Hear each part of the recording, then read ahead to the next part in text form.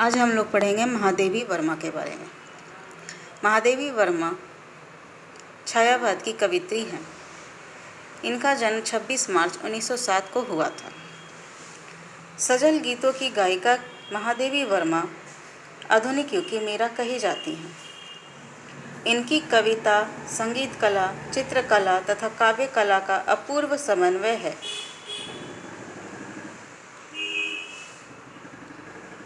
महादेवी वर्मा छायावाद के क्षेत्र में पंत, निराला और प्रसाद के बाद में प्रविष्ट हुई, किंतु उनका साथ सबसे अधिक है।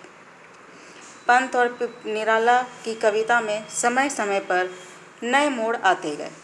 इन्होंने अपनी राहें बदलती रहीं, परंतु महादेवी वर्मा छायावाद एवं रहस्यवाद के पथ पर पूर्ववत अपना पग बढ़ाती रहीं। उनके साहित्य में पीड़ा, आंसू, माधुर्य, आनंद तथा उल्लास सभी कुछ हैं। इनकी कविताओं में पीड़ा के तत्व की प्रधानता को देखकर कुछ आलोचकों ने इन्हें पीड़ावाद की कवित्री कहा है। महादेवी वर्मा अपने ही शब्दों में लिखती हैं, दुख मेरे निकट जीवन का ऐसा काव्य है जो सारे संसार को एक सूत्र में बांध रखने की क्षमता रखता है। हमारे असंख्य सुख हमें चाहे मनुष्यता की पहली सीढ़ी तक भी न पहुंचा सके, किंतु हमारा एक बूंद भी जीवन को अधिक उर्वर बनाए बिना नहीं गिर सकता। विश्व जीवन में अपने जीवन को, विश्व वेदना में अपनी वेदना को इस प्रकार मिला देना जिस प्रकार एक एक जल बिंदु समुद्र में मिल जाता है, कवि का मोक्ष है। इसी प्रसंग में वे आगे कहती हैं, मुझे दुख के दोनों ही रूप प्रिय हैं। एक वह जो मनुष्य के संवेदनशील हृदय को सारे संसार से एक अविच्छिन्न बंधन में बांध देता है, और दूसरा वह जो काल और सीमा के बंधन में पड़े असीम चेतना का क्रंदन है।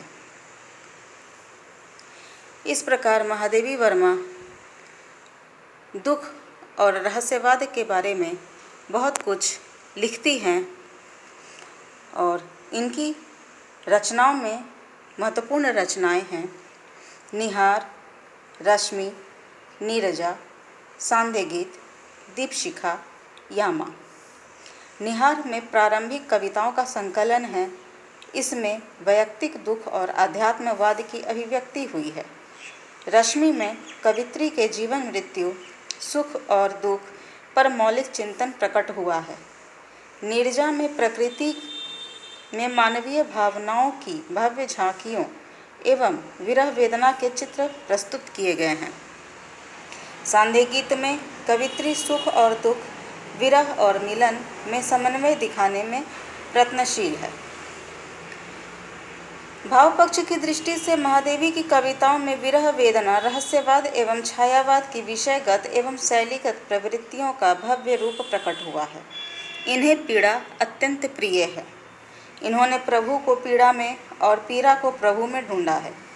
कवित्री को मिलन अभिष्ट नहीं, क्योंकि उसमें जड़ता है और क्रियाशीलता का अभाव है। वे व्यथा गान में शुरू से अंत तक संलग्न रही। उनका कहना था, पर न अंतिम छंद व्यथा का मैं अभी तक गा सकी हूँ। महादेवी ने उस असीम अज्ञात प्रियतम के प्रति दाम्पत्य भाव के रूप में अपने हृदय के आकुल प्रेम की सुंदर अभिव्यक्ति की है। इस प्रकार उनका रहस्यवाद भावमय है। परमात्मा के प्रति अभिन्नता प्रकट करती हुई वे कहती हैं, बीन भी हूँ मैं तुम्हारी, रागिनी भी हूँ, पात्र भी, मधुप भी, मधुर स्मृति भी, अधर भी हूँ और स्मित की चांदनी भी हूँ। प्रकृति चित्रण संबंधी छायावादी रचनाओं में प्रकृति में चेतना में आरोप के साथ अपने भावों की प्रतिकृति उसमें देखी है। मैं नीर भरी दुख की बदली तथा रूपसी तेरा धन केश पास, नभ गंगा की रजत धार में धो लाई क्या इन्हें रात। महादेवी जी का कला पक्ष भी अत्यंत उज्ज्वल है। इनकी भाषा में प्रसाद का परिष्कार, निराला की संगीतात्मकता और पंत की कोमलता सभी कुछ मिलता है। डॉक्टर इंद्रनाथ मदान के शब्दों में, छायावादी काव्य में प्रसाद ने यदि प्रकृति तत्व को मिलाया, निराला ने मुक्तक छंद दिया, पंत ने शब्दों की खराई पर चढ़कर सुडौल और सरस बनाया, तो महादेवी जी ने उसमें प्राण डाले। ये था इंद्रनाथ मदान जी का महादेवी वर्मा के बारे में कथन। महादेवी जी के गीत अपनी अनुपम अनुभूतियों और चित्रमयी व्यंजना के कारण हिंदी साहित्य की अमूल्य निधि है।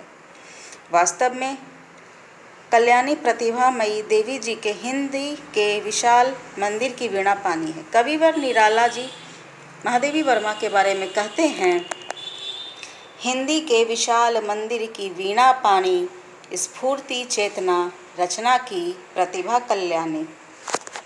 आधुनिक युग के छायावाद एवं रहस्यवाद के अग्रणी कवियों में महादेवी जी का नाम सगौरव लिया जा सकता है।